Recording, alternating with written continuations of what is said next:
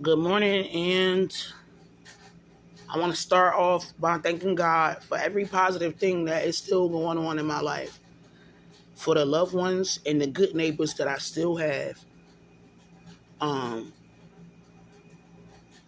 all the good things. I want to start off by thanking, like for real. Um, and I'm doing this video in the morning because there's a lot on my mind right now. Uh, but I did an experiment for certain platforms that I feel is toxic and might even potentially be dangerous. I did a little experiment the other day, and I decided for a couple weeks to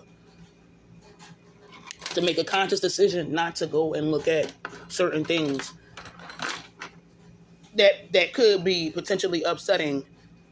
And I just recently broke my own rule, but out of curiosity. But sometimes when people are thinking about you or talking about you, you can feel it, and it always confirms what I know about frequencies. I'm talking about as far as spirituality is concerned, because I had made a conscious decision to stay off of certain people social media platforms, and just out of curiosity, I kind of like broke my own rule. I broke my own rule, and out of curiosity, I just went and checked it out, and it was little indirect jabs at me. I'm not gonna say the name of the individual or whatever, but I think when you're trying to elevate and you trying to do the right thing with God, this does not mean that you got to be a pushover, right?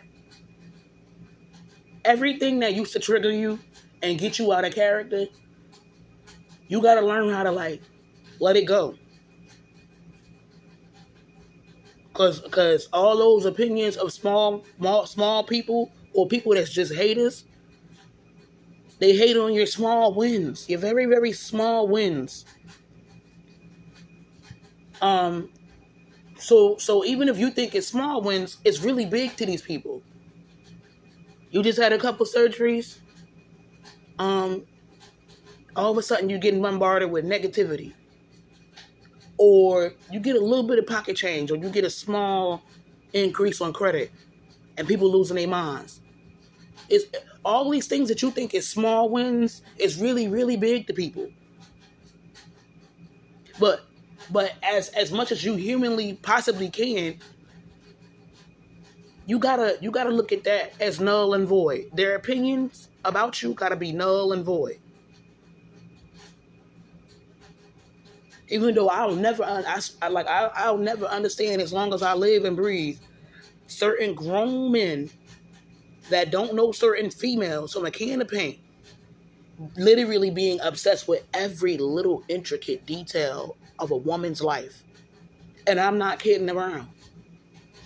Every little intricate there is something about that to me that is, it's not only, and it's just like, this is an individual that you two never knew each other personally. A few years ago, you might have took a screenshot and gave that person a compliment, and you probably tried to engage maybe once or twice a few years ago.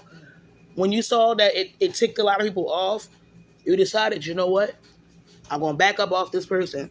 So I'm also not going to talk about them.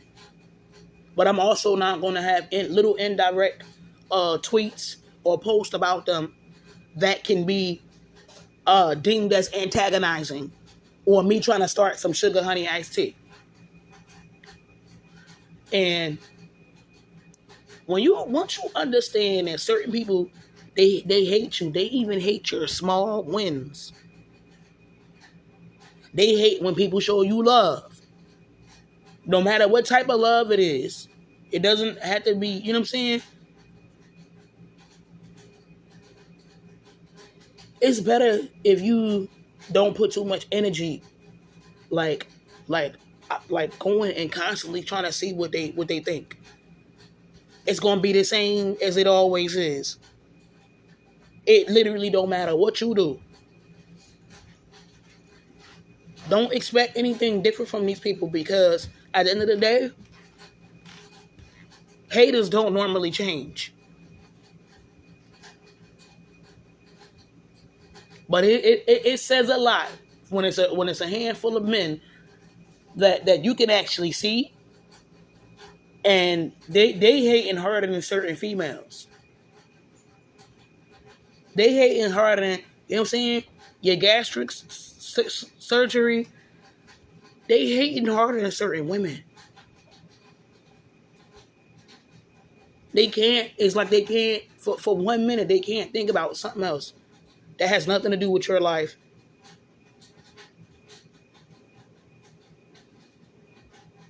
Whenever something bad happens with you and your family, and you started out of curiosity, you wanted to see how everybody else was responding.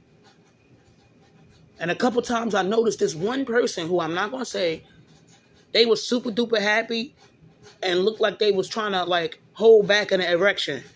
I said, I never did nothing to this man. This man really hate me to death. And when you see that somebody is on you, but in general, they don't really speak about domestic violence in general. They don't speak about the deaths of black females or other women in general. Then you know it's something. It's some politics involved, and maybe even something else going on with that. Like when they latch on to you like that, and you have already backed off a while ago. You don't engage. You don't antagonize. You don't do nothing to them, and literally nothing you got going on affects them in a personal way. Like how your bills do or don't get handled affects this man personally, and he just get in his feelings, especially over your small wins. That also tells me that this man could be a dangerous narcissist.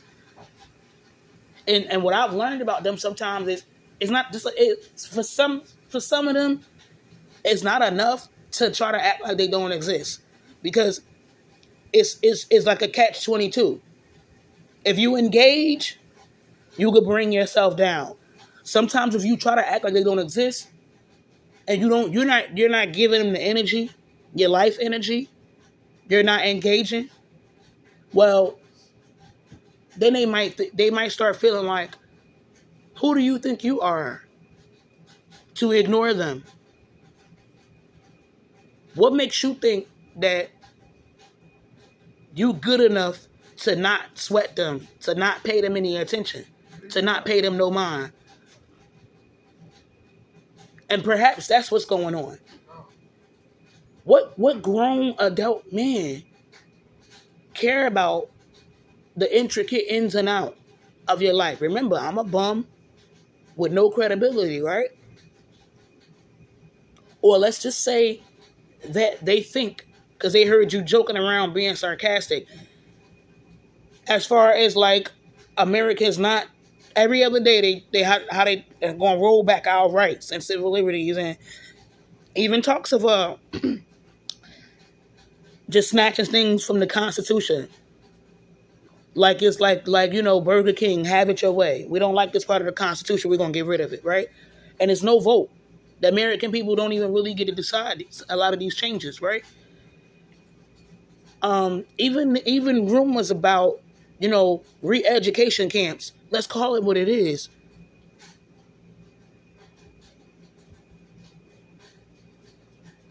Concentration camps may be on the horizon. Digital cash, digital ID may be on the horizon. What freedom? In 2025 is an illusion. The reality, and this is what I believe, people can disagree with all they want. I feel like most Americans are getting closer and closer to my reality. That's the irony about it. But even for one dude on Twitter to hear, like, okay, well, if I'm going to have to do this thing and lose my freedom, then this is how I want to do it. Why does he care? If I make a joke about slavery, why does he care? How does that impact him in any way, shape, form, or possible? On a personal note, How does how I'm living my life, how I choose to live it, who may be helping me financially right now? How does this like it's weird. Some people, how certain dudes will want to take your life because it's a couple people that's holding you down, even though you're all, y'all all benefit from each other. I don't know a masculine grown man that cares that much. I think masculine men are more concerned with trying to save this republic or whatever's left of these United States. Masculine men are passing legislation or trying to get legislation passed to save what's left of our country. They don't have time to obsess over little bitty intricate details of a female's life. And one other thing too, because I did post about a theory that I have, whether it be certain black public figures as well as fake activists not wanting me and other white women to come together, certain white females that, link up. It's amazing what a lot of these dudes have gotten away with, and they can link up and they can go and be friends with Jews, Caucasians, Asians, Spanish people, you name it, any race of people, with all their transgressions, and even to a point of criminality, right? But it seems like I'm not really allowed to link up with people. Sometimes I get the feeling I'm not really allowed to link up with people that could really care about me and won't have no messed up thoughts about me in the back of their head or whatever, or even worse, for my haters who might have a little bit of privilege, even if it's a non-black female who is in a turbulent relationship with a dude who sometimes can be very violent against her. This is a theory that I've been having. It just seemed like a pattern. But it also hit home when you end up with good doctors, some who happen to be white and female, and it's the same thing. They take them from you. Social media influencers,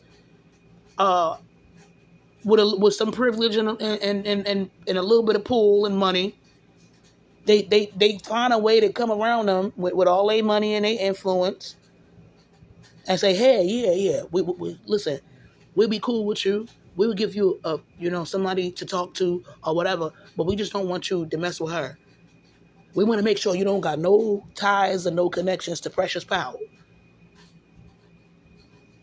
But they do it in a way that make it look like they care about the domestic violence, but they care more about this woman with a little bit of privilege and power, keeping her distance from me. But in the same process, they also want to humanize whoever might be hurting her, particularly in terms of intimate partner violence.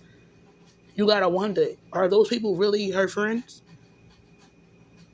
Are they really her friends? It's like a zeitgeist moment. Like it's something that they don't really care about, especially in the black community. They don't care about domestic violence or whatever. So they really don't care about it outside of the black community. But this is a non-black female with some privilege or whatever. Let's separate this individual from Precious Powell, because God forbid she might use some of her non-black privilege and power to, God forbid they team up.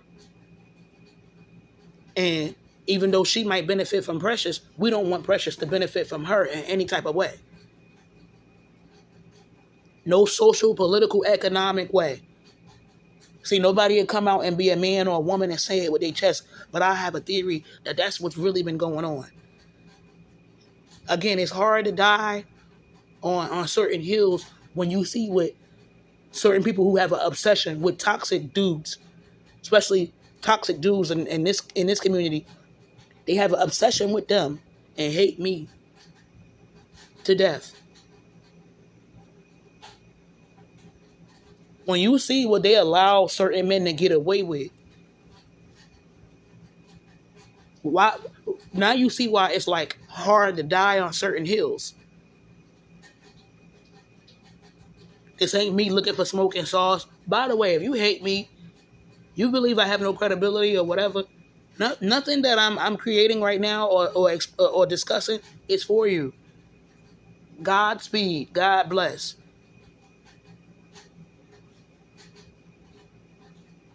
I gotta learn how to vent and say what's on my mind without cursing and without being childish. But yeah, anybody that's non-black with a little bit of privilege and power is a strong concerted effort to always remove them. Always.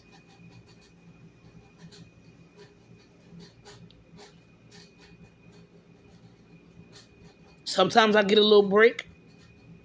And then sometimes everything they amp everything back up and sprinkle a little bit of lighter fluid on it. And the fire could have been dying down. It's a constant tug of war for my life. But I don't even think it's just for my life. I got my family life I got to take into consideration. This ain't even just about me. That's the messed up part about it. I be praying hard for my family, for my community. The good people in my community.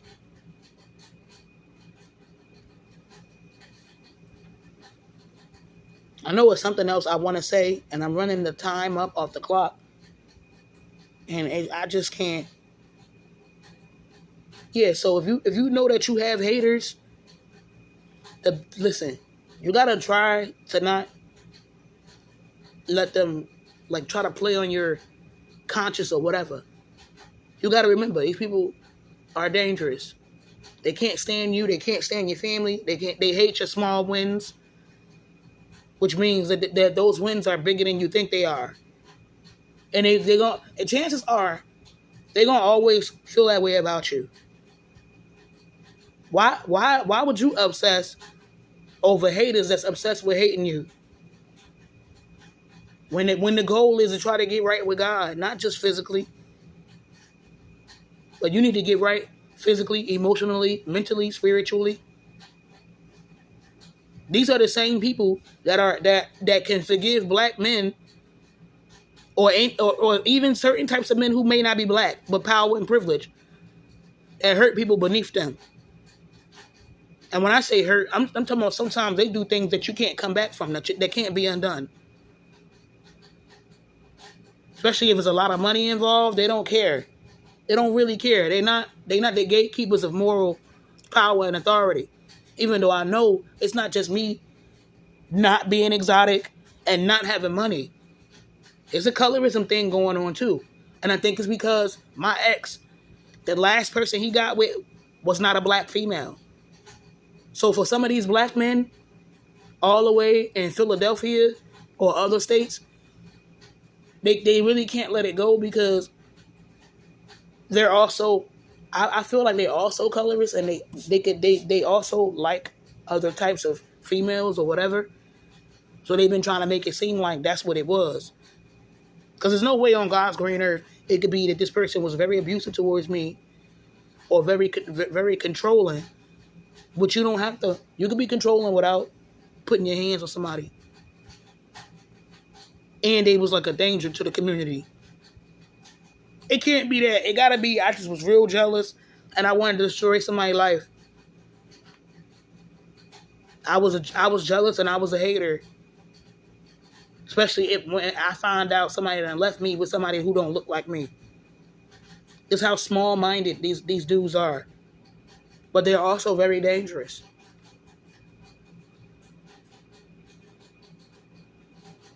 But yeah, if you give it a chance for a few weeks. Avoid people, places, and things that's trying to draw out negativity and create problems. See how you feel.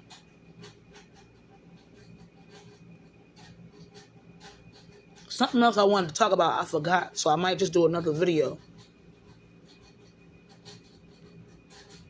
But yeah, try to focus on bettering yourself. Sometimes when you not looking for everything, stuff starts to come together. I've been trying to focus on myself, and that's really eating people up. My video might stop, but yeah, it's other things I wanted to discuss. Like, speaking of, like, my finances and how I'm doing, even though I'm not really sure why other grown people care. I'm down one income. I fell behind on my rent slightly. This past month, my PSE&G bill was almost $300. I put something on it, even though I couldn't pay the whole thing down. But being as though I was getting my surplus from all my support networks, and one of those support networks is down, ain't gonna be no surplus.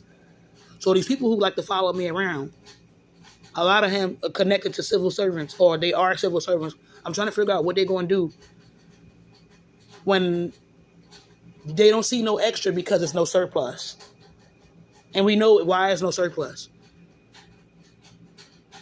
So I've been wasting money to try to help my man get back on his feet. What extra? What surplus? I don't know how much money these people think people are giving me. But since it's literally a crime to be illegal, well, rent, PSE&G, keeping my phone on, that's going to take precedence. And let's just say you fall behind because for 2 months you was down 2 incomes. So you fell behind slightly.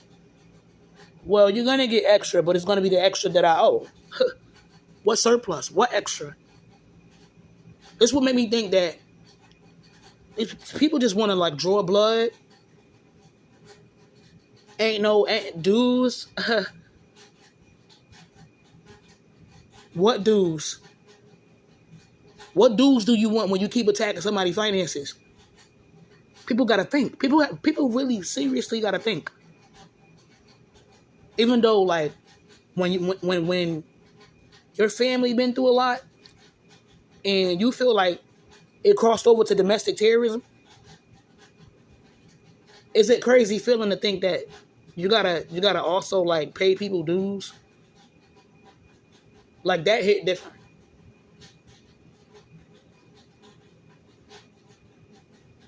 And I'm saying this in the most respectful way. Like, what extra? What surplus? Ain't no extra. Ain't no surplus when I can't have my whole entire support network supporting me all at once. I'm just barely getting my head above water. What they see me, because I don't have no privacy, putting on the credit cards every month, I turn right around and pay my rent and my bills with. Again, what extra when my man is not working right now? Because every little good thing that happens for us, somebody hate on it. That's why I woke up and I saw certain brothers coming into my hospital room that I didn't see scrubbing up before I closed my eyes and went to bed. I can understand seeing nurses that I didn't see before because they changed shifts. I mean, doctors change shifts too. Well, maybe that's why they started my surgery so late. But usually you get to talk to at least one of the doctors that operated on you when you wake up out of the surgery. They were all gone. But I thank God that they did the right thing and I'm still breathing. But some of them dudes that started smiling in my face that I didn't see before I went under the anesthesia, that was hating and being nosy. To me, that level of trying to keep tabs on me is very, very creepy. No, you weren't part of my surgical team because I didn't see you before I went to sleep.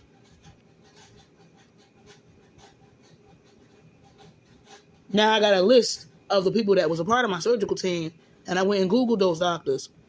None of them looked like the people that started coming in my room when I woke up out of the anesthesia.